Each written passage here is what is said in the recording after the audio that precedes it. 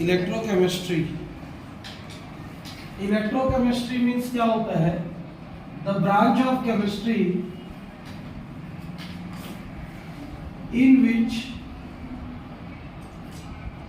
in which we study about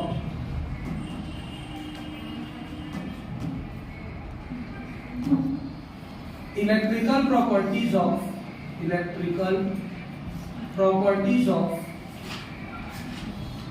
chemicals is called electrochemistry. मतलब chemistry का एक ऐसा ब्रांच जिसके अंतर्गत हम लोग किसी भी केमिकल की किसके बारे में स्टडी करते हैं? इलेक्ट्रिकल प्रॉपर्टीज के बारे में स्टडी करते हैं। वो क्या कहलाता है? इलेक्ट्रोकेमिस्ट्री कहलाता है। इलेक्ट्रोकेमिस्ट्री दो वर्ड से मिलकर बना है, electro and chemistry. Electro means होता है इलेक्ट्रिसिटी, या इसको अगर हम लोग इस लैंग्वेज में पढ़ेंगे तो इसको बोलेंगे इलेक्ट्रिक करंट। क्या बोलेंगे? Electric current. इलेक्ट्रो का मीन्स होता है इलेक्ट्रिसिटी या इलेक्ट्रिक करंट, और केमिस्ट्री का मतलब होता है केमिकल्स या स्टडी ऑफ केमिकल्स। केमिकल्स या फिर स्टडी ऑफ केमिकल्स। तो इलेक्ट्रिक करंट पास करने पे केमिकल्स पे क्या इफेक्ट पड़ता है, केमिकल्स पे क्या इफेक्ट पड़ता है, उसका स्टडी करना क्या कहलाता है? इलेक्ट्रोकेमिस्ट्री कहलाता है। तो इसको दो तरीके का पढ़ सकते हैं। पहला, electrochemistry is made up of two words, electro and chemistry. Electro means electricity या इलेक्ट्रिक करंट, और केमिस्ट्री मींस केमिकल्स या स्टडी ऑफ केमिकल्स। तो जब केमिकल्स के ऊपर इलेक्ट्रिक करंट को फ्लो किया जाता है, और फ्लो करने के कारण केमिकल्स का पे क्या इफेक्ट पड़ता है, उसकी प्रॉपर्टीज कैसे चेंज होती है, उसका अगर स्टडी करना है तो उस ब्रांच को क्या बोला जाता है? इलेक्ट्रोकेमिस्ट्री। या डायरेक्ट पढ़ सकते हो कि अगर इलेक्ट्रिकल प्रॉपर्टीज ऑफ केमिकल्स को देखना है तो हम लोग को किसको पढ़ना पड़ेगा? इलेक्ट्रोकेमिस्ट्री को पढ़ना पड़ेगा। इलेक्ट्रोकेमिस्ट्री दो पार्ट में बंटता है। पहला है रेडॉक्स रिएक्शन, जो क्लास 11 में पढ़ गया है, थोड़ा सा इसको रिवाइज करना पड़ेगा। और दूसरा है इलेक्ट्रोकेमिस्ट्री अपने आप में, इलेक्ट्रोकेमिस्ट्री। तो ये दोनों टॉपिक को पढ़ना है तो हम लोग को सबसे पहले इस टॉपिक को पढ़ना पड़ेगा 11th में। कई लोग ट्यूशन किए होंगे, कई लोग नहीं किए हैं, तो इस टॉपिक को क्लियर किए बिना इसमें नहीं पहुंच सकते। ये बेस है इसका। मतलब अगर हमको इलेक्ट्रोकेमिस्ट्री पढ़ना है तो सबसे पहले हमको रेडॉक्स रिएक्शन को पूरा क्लैरिफाई करना पड़ेगा। अब रेडॉक्स रिएक्शन क्या होता है, इलेक्ट्रोकेमिस्ट्री क्या होता है, क्लियर है क्या? अगर कोई सा भी केमिकल लेते हैं, उस केमिकल की फिजिकल और केमिकल प्रॉपर्टीज इलेक्ट्रिसिटी पास करने पर चेंज हो जाती है। अब वो कैसे चेंज होती है, कितना चेंज होती है, अमाउंट चेंज होता है, नेचर चेंज होता है, स्टेट चेंज होता है, क्या चीज केमिकल का चेंज होता है, कब? जब उसमें हम लोग क्या पास आउट करते हैं? Electric current. तो उसका स्टडी करना क्या कहलाता है? इलेक्ट्रोकेमिस्ट्री कहलाता है। अब इलेक्ट्रोकेमिस्ट्री को पढ़ने से पहले हमको क्या पढ़ना जरूरी है? रेडॉक्स रिएक्शन क्या होता है। तो सबसे पहले हम लोग समझेंगे रेडॉक्स रिएक्शन क्या होता है। रेडॉक्स रिएक्शन दो वर्ड से मिलकर बना है, रेड प्लस ऑक्स। रेड मतलब लाल और ऑक्स मतलब बैल, है ना? ऐसा नहीं है, रेडॉक्स दो वर्ड से मिलकर बना है। क्या क्या है? पहला रिडक्शन और दूसरा क्या है? ऑक्सीडेशन। ठीक है, तो अगर हम लोग रेडॉक्स रिएक्शन हमसे कुछ भी पूछता है तो लाल बैल नहीं बोलना है, क्या बोलना है? रिडक्शन और ऑक्सीडेशन। मतलब केमिकल रिएक्शन दो प्रकार का होता है, एक होता है रिडक्शन और एक होता है ऑक्सीडेशन। और जब दोनों रिएक्शन एक साथ कंडक्ट होते हैं तब उसको कंबाइंडली क्या बोला जाता है? Redox reaction. तो अगर रेडॉक्स रिएक्शन का डेफिनेशन लिखना है, so when reduction and oxidation both occur simultaneously, मतलब ऑक्सीडेशन और रिडक्शन जब एक साथ दोनों होते हैं तब हम लोग उसको क्या बोलते हैं? Redox reaction. सिमल्टेनियसली मतलब होता है एक साथ। क्या होता है? एक साथ। मतलब एक ऐसा रिएक्शन जिसमें रिडक्शन और ऑक्सीडेशन दोनों एक साथ होते हैं, तब वो रिएक्शन क्या कहलाता है? रेडॉक्स रिएक्शन कहलाता है। क्लियर है यहाँ पर तक? कोई डाउट? आगे बढ़ूं। अब रिडक्शन होता है, तो इसको समझने के लिए हम लोग इसको दो पार्ट में स्टडी करेंगे। पहला पार्ट हम लोग बोलेंगे रिडक्शन और दूसरा पार्ट बोलेंगे ऑक्सीडेशन। तो रिडक्शन को समझने के लिए हमारे पास दो कॉन्सेप्ट है। पहला है क्लासिकल कॉन्सेप्ट, क्लासिकल मतलब पुराना कॉन्सेप्ट, और दूसरा है मॉडर्न कॉन्सेप्ट। सेम ऑक्सीडेशन में भी हम लोग दोनों कॉन्सेप्ट को रीड करेंगे कि क्लासिकल कॉन्सेप्ट क्या होता है और मॉडर्न कॉन्सेप्ट क्या होता है। 11 में भर भर के है, तुम लोग पढ़े हो या नहीं पढ़े हो पता नहीं, मैं पढ़ाया हूं। रेडॉक्स रिएक्शन, रिडक्शन क्या होता है क्लासिकल कॉन्सेप्ट के अनुसार? जो H+ आयन गेन करता है, क्या करता है? H+ आयन एक्सेप्ट करता है, उसको रिडक्शन। क्लासिकल कॉन्सेप्ट क्या होता है? जो H+ आयन को क्या करेगा? एक्सेप्ट करेगा। H+ आयन मतलब हाइड्रोजन को जो एक्सेप्ट करेगा, किसको एक्सेप्ट करेगा? हाइड्रोजन को जो एक्सेप्ट करता है वो क्या कहलाता है? रिडक्शन कहलाता है।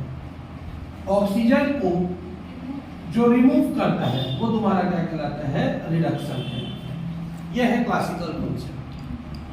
लेकिन अगर हम लोग ऑक्सीडेशन का क्लासिकल कॉन्सेप्ट देखेंगे तो ऑक्सीजन को जो एक्सेप्ट करता है वो तुम्हारा क्या कहलाता है? ऑक्सीडेशन। तो किसको रिमूव करेगा? वो हाइड्रोजन को जो रिमूव करेगा वो तुम्हारा क्या कहलाएगा? रिडक्शन कहलाएगा। क्लियर है कि नहीं? फिर से H2 + Cl2 2HCl बन गया, मतलब हाइड्रोजन को ये क्या किया? एक्सेप्ट किया। एक्सेप्ट किया इसलिए वाला रिएक्शन क्या कहलाएगा? रिडक्शन कहलाएगा। Na2 + O2 तो क्या बन गया? Na2O ऐसा बना दिया। बैलेंस करने के लिए यहाँ 2 लगा दिए, बैलेंस करने के लिए यहाँ 2 लगा दिए, इसको यहाँ पे 4 करना, अब बैलेंस हो गया। ठीक है, तो यहाँ पे ऑक्सीजन क्या हो रहा है? ऐड हो रहा है। तो ऑक्सीजन का जुड़ना क्या कहलाएगा? ऑक्सीडेशन। हाइड्रोजन का जुड़ना क्या कहलाएगा? रिडक्शन। क्लियर है कि नहीं है? यहाँ पढ़े थे ना, बहुत मात्रा है उसके। क्लियर है ये? अब हाइड्रोजन को ही हम लोग बोलते हैं इलेक्ट्रोपॉजिटिव एलिमेंट। क्या बोलते हैं? Electropositive element. इलेक्ट्रोपॉजिटिव एलिमेंट का जुड़ना भी क्या कहलाएगा? तुम्हारा रिडक्शन कहलाएगा। और ऑक्सीजन को बोलते हैं इलेक्ट्रोनेगेटिव एलिमेंट। क्या बोलते हैं? इलेक्ट्रोनेगेटिव एलिमेंट का जुड़ना भी तुम्हारा क्या कहलाएगा? रिडक्शन। ये याद रख लेना। हाइड्रोजन का जुड़ना, इलेक्ट्रोपॉजिटिव एलिमेंट का जुड़ना, रिडक्शन। ऑक्सीजन का बाहर निकलना, इलेक्ट्रोनेगेटिव एलिमेंट का बाहर निकलना क्या कहलाएगा? रिडक्शन। ठीक है, जैसे अगर मैं लिख लूं CuCl2 और इसको गर्म करूं तो Cu अलग हो गया और Cl2 अलग हो गया, तो इलेक्ट्रोनेगेटिव एलिमेंट बाहर निकल गया। बाहर निकला इसलिए रिएक्शन क्या कहलाएगा? रिडक्शन कहलाएगा। क्या कहलाएगा? रिडक्शन कहलाएगा।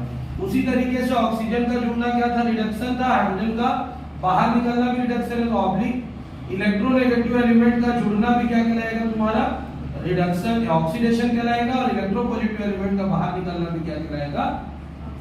ऑक्सीडेशन कहलाएगा। ये दोनों को याद करना जरूरी है। ऑब्जेक्टिव क्वेश्चन में पूछ सकता है 1 नंबर के क्वेश्चन में कि रिडक्शन से आप क्या समझते हैं? तो हाइड्रोजन का जुड़ना, ऑक्सीजन का बाहर निकलना रिडक्शन कहलाता है। इलेक्ट्रोपॉजिटिव एलिमेंट का जुड़ना, इलेक्ट्रोनेगेटिव एलिमेंट का बाहर निकलना रिडक्शन कहलाता है। ऑक्सीजन का जुड़ना और हाइड्रोजन का बाहर निकलना ऑक्सीडेशन कहलाता है। और इलेक्ट्रोनेगेटिव एलिमेंट का जुड़ना और इलेक्ट्रोपॉजिटिव एलिमेंट का बाहर निकलना क्या कहलाता है? ऑक्सीडेशन कहलाता है। ठीक है, इसका एग्जांपल एक और देख लेते हैं। ये वाले का Na2 + 2Na + Cl तो क्या बनेगा? 2NaCl बनता है। क्लोरीन इलेक्ट्रोनेगेटिव एलिमेंट है, जुड़ गया, तो जुड़ने का प्रोसेस क्या कहलाएगा? तुम्हारा क्या कहलाएगा? अभी मैंने बोला ऑक्सीडेशन। तो याद रख ले रहना, पॉजिटिव जुड़ेगा रिडक्शन होगा, नेगेटिव जुड़ेगा ऑक्सीडेशन होगा। क्लियर हो गया? मतलब ये रिमेंबर करना जरूरी है।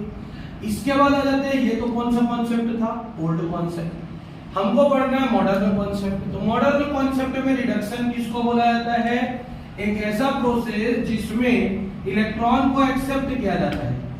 लोन पेयर ऑफ इलेक्ट्रॉन या one electron is accepted, one electron is accepted.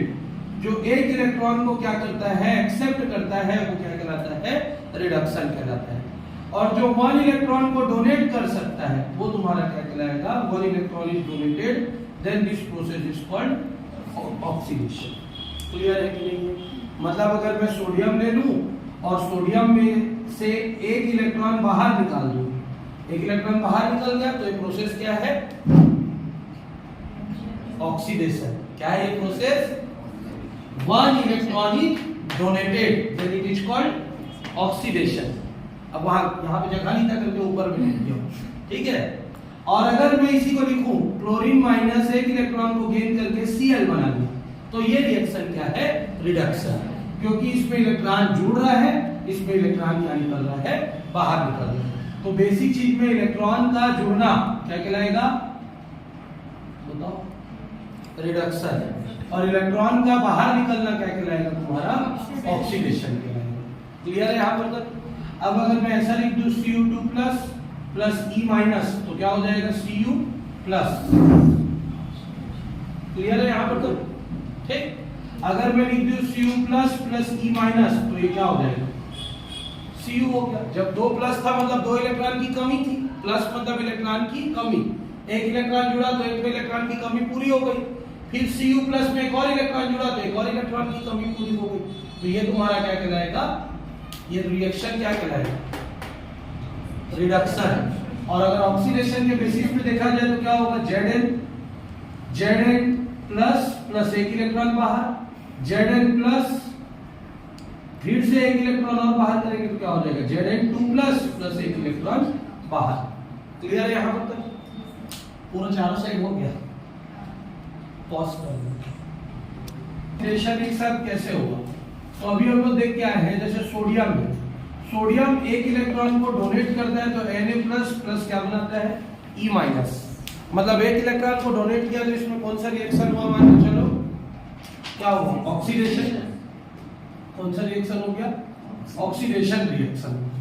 अब अगर क्लोरीन क्या करता है, एक इलेक्ट्रॉन को गेन कर लेता है, क्लोरीन माइनस, सॉरी, क्लोरीन एक इलेक्ट्रॉन को गेन कर लेता है तो क्या बना लेगा, Cl माइनस बना लिया। क्या बना लेगा, Cl माइनस बना लिया। तो इसमें कौन सा रिएक्शन हुआ, रिडक्शन रिएक्शन हुआ। जब दोनों को एक साथ लिखा जाए, दोनों को कैसे लिख दिया जाए, एक साथ लिखा जाए, ऑक्सीडेशन को और रिडक्शन को, तो होगा क्या, लेफ्ट हैंड साइड और राइट हैंड साइड का इलेक्ट्रॉन कैंसिल हो जाएगा, क्योंकि एक लेफ्ट हैंड साइड में एक राइट हैंड साइड में। तो रिएक्शन कैसे दिखेगा, Na plus Cl, Na plus plus Cl minus. ठीक है, मतलब Na क्या कर रहा है, एक इलेक्ट्रॉन को डोनेट करके Na प्लस बना रहा है, Cl माइनस एक इलेक्ट्रॉन को गेन करके क्या बना रहा है, Cl माइनस बना रहा है। उल्टा पढ़ो, Na प्लस एक इलेक्ट्रॉन को गेन करके क्या बना रहा है, Na बना रहा है, Cl माइनस एक इलेक्ट्रॉन को डोनेट करके क्या बना रहा है, Cl बना रहा है। मतलब अगर हम लोग लेफ्ट हैंड साइड से जाएंगे तो रिडक्शन ऑक्सीडेशन दोनों मिलेगा, राइट हैंड साइड से भी जाएंगे तो रिडक्शन ऑक्सीडेशन दोनों मिलेगा। तो जब रिडक्शन और ऑक्सीडेशन रिएक्शन दोनों एक साथ दिखाई देने लगते हैं तो इसको कंबाइंडली क्या बोल दिया जाता है, रेडॉक्स रिएक्शन बोल दिया जाता है, रेडॉक्स रिएक्शन। क्लियर है कि नहीं? इसी तरीके से एक और एग्जांपल लेते हैं, Cu2 प्लस 2 इलेक्ट्रॉन को गेन करता है, क्या बनाएगा, Cu बना लिया, 2 इलेक्ट्रॉन खत्म, तो कौन सा रिएक्शन हुआ इसमें, रिडक्शन रिएक्शन हुआ। और Zn क्या किया, 2 इलेक्ट्रॉन को डोनेट करके क्या बना लिया, Zn2 प्लस बना लिया, 2 इलेक्ट्रॉन बाहर निकल गया, तो इसमें कौन सा रिएक्शन हुआ, ऑक्सीडेशन रिएक्शन हुआ। अब दोनों को अगर एक साथ दिखेंगे तो 2 इलेक्ट्रॉन राइट लेफ्ट साइड से कैंसिल हो गया, तो क्या बचा हमारा, Zn plus Cu2 plus reversible reaction Cu plus Zn2 plus. इसका मतलब क्या है, Zn 2 इलेक्ट्रॉन को डोनेट करके Zn2 प्लस बनाया, Cu2 प्लस 2 इलेक्ट्रॉन को एक्सेप्ट करके Cu बनाया। तो इसमें क्या हुआ, ऑक्सीडेशन, इसमें क्या हुआ, रिडक्शन। उल्टा पढ़ो, Cu 2 इलेक्ट्रॉन को डोनेट कर दिया तो Cu2 प्लस बन गया, Zn2 प्लस 2 इलेक्ट्रॉन को एक्सेप्ट कर दिया तो क्या बन गया, Zn बन गया। तो इधर से देखेंगे तो रेड प्लस ऑक्स हुआ, और इधर से देखेंगे तो क्या हुआ, ऑक्स प्लस रेड हुआ। मतलब दोनों तरफ से रेडॉक्स रिएक्शन हो रहा है, तो इस रिएक्शन को कंबाइंडली हम लोग क्या बोल देते हैं, रेडॉक्स रिएक्शन। क्लियर है कि नहीं? ऐसा कंपलसरी नहीं है कि उल्टा में होना जरूरी है, एक साइड भी हो रहा है तब भी रेडॉक्स है, लेकिन एक साथ होना चाहिए। क्या होना चाहिए, एक साथ। पहले अलग अलग हो रहा था, लेकिन जब उसको एक साथ कर दिया तो एक साथ हो गया दोनों रिएक्शन। मतलब एक डोनेट कर रहा है, क्या कर रहा है, एक्सेप्ट कर रहा है। मतलब एक इलेक्ट्रॉन डोनेट किया, ऑक्सीडेशन, एक इलेक्ट्रॉन एक्सेप्ट किया, रिडक्शन। दोनों को एक साथ जब पढ़ेंगे तो उसको क्या पढ़ेंगे, रेडॉक्स रिएक्शन। क्लियर है यहाँ पर तक? कोई डाउट? समझ में आया? दोनों एग्जांपल को नोट करो उसी के नीचे, या वेट करो, एक छोटा सा टॉपिक और पढ़ लेते हैं। पॉज करो, नोट करो, नहीं करो। ऑफ सेल रिएक्शन क्या लिखेंगे, representation of cell reaction. Cell reaction को रिप्रेजेंट करना। सेल रिएक्शन को कैसे रिप्रेजेंट करते हैं तो हमेशा याद रखते रहना, किसी भी सेल रिएक्शन के दो पार्ट होते हैं। पहले पार्ट को बोलते हैं half cell reaction occurring oxidation, और दूसरे पार्ट को बोलते हैं half cell reaction occurring reduction. मतलब कोई सा भी सेल रिएक्शन दो भागों में बटा होता है। पहला पार्ट क्या रहेगा, ऑक्सीडेशन वाला हाफ सेल रिएक्शन, दूसरा पार्ट क्या रहेगा, रिडक्शन वाला हाफ सेल रिएक्शन। क्या पता चला, लेफ्ट हैंड साइड में कौन सा वाला सेल रिएक्शन रहेगा, ऑक्सीडेशन, राइट हैंड साइड में कौन सा वाला रिएक्शन रहेगा, रिडक्शन। ये रटने वाली चीजें हैं, ठीक है। अगर हम लोग को कोई सा भी सेल रिएक्शन देता है, इससे जनरली न्यूमेरिकल आता है। इस चैप्टर से एक तो क्वेश्चन आता है 5 नंबर का, पुराने सिलेबस के अनुसार। नए सिलेबस के अनुसार कितने नंबर क्वेश्चन आएगा, 8 नंबर का, और न्यूमेरिकल भरेगा फिर, ठीक है। तो 5 नंबर के न्यूमेरिकल में 3 नंबर का कंपलसरी न्यूमेरिकल आता है, 2 नंबर का डिफरेंस बिटवीन थ्योरी जो देना है दे दे। 5 नंबर तक का 5 साल में एक बार भी 5 का 5 नहीं दिया, वो 3-2 में ही तोड़ा है जितना भी क्वेश्चन तोड़ा है। और 3 नंबर में उसका फेवरेट है न्यूमेरिकल, एक भी साल नहीं छोड़ा है, हर साल न्यूमेरिकल भी। तो न्यूमेरिकल में सेल रिएक्शन का ही न्यूमेरिकल पूछता है। तो सेल रिएक्शन पहले समझना पड़ेगा कि लेफ्ट हैंड साइड वाला हमेशा क्या होगा, ऑक्सीडेशन वाला ही सेल रिएक्शन होगा, और राइट हैंड साइड वाला कौन सा रिएक्शन होगा, रिडक्शन।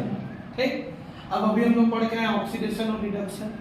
तो ये तुम्हारा अपने आप में हाफ सेल है, ये तुम्हारा क्या है, हाफ सेल है, ये भी तुम्हारा हाफ सेल है, और ये तुम्हारा पूरा क्या रहेगा, कंप्लीट सेल। ये कंप्लीट सेल बनाएगा, लेकिन ये दोनों तुम्हारे क्या हो जाएंगे, हाफ सेल रहेंगे। तो इसको लिखा कैसे जाता है ये समझेंगे। हम लोग इसको जनरली लिखते हैं लेफ्ट हैंड साइड की value single line, single line बताता है रिएक्शन को। किसको बताता है, रिएक्शन को। पूर्ण विराम नहीं है, पूर्ण विराम से बड़ा है, ठीक है। पूर्ण विराम लगा के नहीं छोड़ देना, उसको बड़ा करना उसके लेंथ से, ठीक है। जैसे 2 लाइन की कॉपी ले रहे हैं, 1 लाइन की कॉपी लेते हैं, तो ZN हम लिखेंगे तो ZN दोनों लाइन को काटना चाहिए। अब उसके बाद लिखेंगे ZN2 प्लस। ZN2 प्लस किसको बताएगा, उसके आयन को। किस चीज को बताएगा, उसके आयन को। अब ये आयन की यहाँ पे वैल्यू लिखाती है 1 मोल। अगर कुछ नहीं है मतलब कितना मोल है, मान के चलते हैं 1 मोल है, मोलरिटी। 1 मोल मतलब 1 मोलरिटी, ठीक है। अब अगर हम लोगों को इसका सेल रिएक्शन लिखना है तो कैसे लिखेंगे, पहले क्या लिखाएगा, Cu2 प्लस। आयन में हमेशा मोलर कंसंट्रेशन को लिखना जरूरी, दिया रहेगा, नहीं दिया तो तुमको कितना लिख के आना है, 1 मोल। फिर सिंगल लाइन लिखाएगा, और ये क्या लिखाएगा, Cu। तो ये तुम्हारा कौन सा रिएक्शन हुआ, ऑक्सीडेशन। ये तुम्हारा कौन सा रिएक्शन हुआ, रिडक्शन। जब दोनों के बीच में 2 खड़ी लाइन खींच दिया जाता है तो ये कंप्लीट सेल रिएक्शन कहलाता है। क्या कहलाता है, कंप्लीट सेल रिएक्शन। इस तरफ क्या कहलाएगा, ऑक्सीडेशन सेल रिएक्शन। इस तरफ क्या कहलाएगा, रिडक्शन सेल रिएक्शन। ये हाफ सेल रिएक्शन ऑक्सीडेशन का है, या हाफ सेल रिएक्शन रिडक्शन का है। और 2 खड़ी लाइन अगर बीच में खींच दिए तो क्या हो जाएगा तुम्हारा, कंप्लीट सेल रिएक्शन। ये 2 खड़ी लाइन किस चीज को बताता है, नाम सुने होंगे सॉल्ट ब्रिज, 11th में पढ़े। किस चीज को बताता है, सॉल्ट ब्रिज को। क्लियर है यहाँ पर तक। तो किसी भी रिएक्शन, सेल रिएक्शन को कंप्लीट करने के लिए किसका उपयोग किया जाता है, सॉल्ट ब्रिज का। सॉल्ट ब्रिज का लेफ्ट हैंड साइड वाला वैल्यू हमेशा ऑक्सीडेशन सेल रिएक्शन को रिप्रेजेंट करेगा, राइट हैंड साइड वाला कौन सा रिएक्शन को रिप्रेजेंट करेगा, रिडक्शन। ठीक है, अब ज्यादा डीपली नहीं जा रहा हूं क्योंकि 11th का टॉपिक है, जो हमारे लिए यूटिलाइजेशन वाला है। जितना हमारी जरूरत है उतना चीज को हम सीख रहे हैं। अगर मैं 11th का क्लास अभी 12th पे लेने बैठूंगा तो फिर तो 11th ही 13-14 दिन खींचेगा रेडॉक्स का। अब 13-14 दिन नहीं, 2 या 3 दिन में हमको 11th का बेस कंप्लीट करना है, जो हमारे 12th के लिए यूजफुल है। ठीक, नोट करो, पॉज करो, इसको नोट करो।